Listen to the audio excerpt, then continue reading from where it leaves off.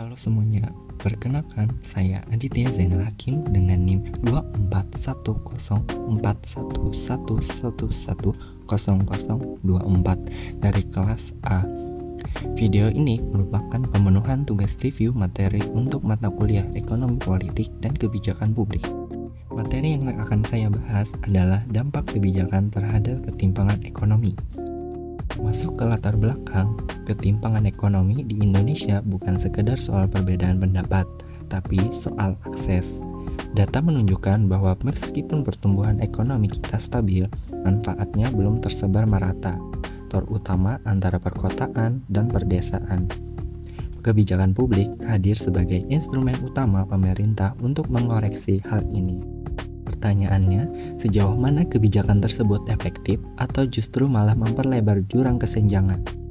Secara teoritis, Thomas R. Dye menyebut kebijakan publik sebagai apa yang dipilih pemerintah untuk dilakukan atau tidak dilakukan.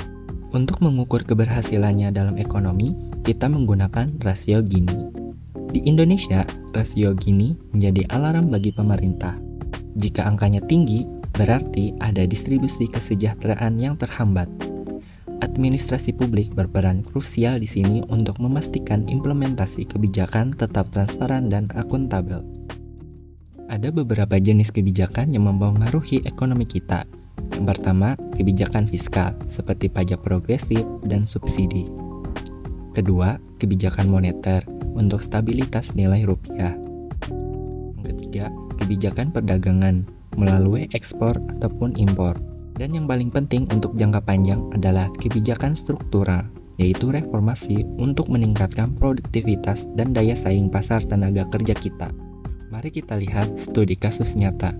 Pada awal Februari 2026, terjadi fenomena penonaktifan massal sekitar 11 juta peserta PBI JKN atau bantuan BPJS gratis.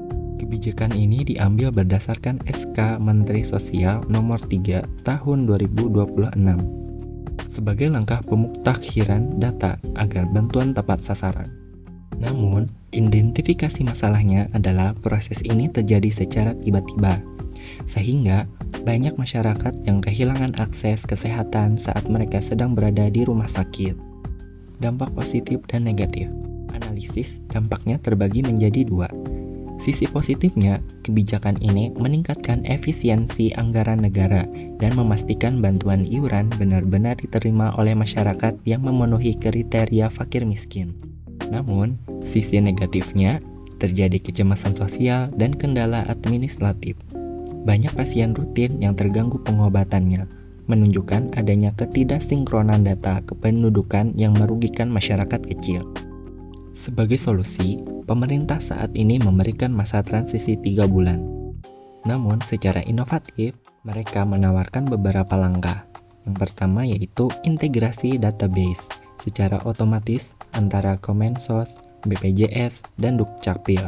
Yang kedua, verifikasi berkala setiap tahun untuk menghindari penonaktifan massal yang mendadak.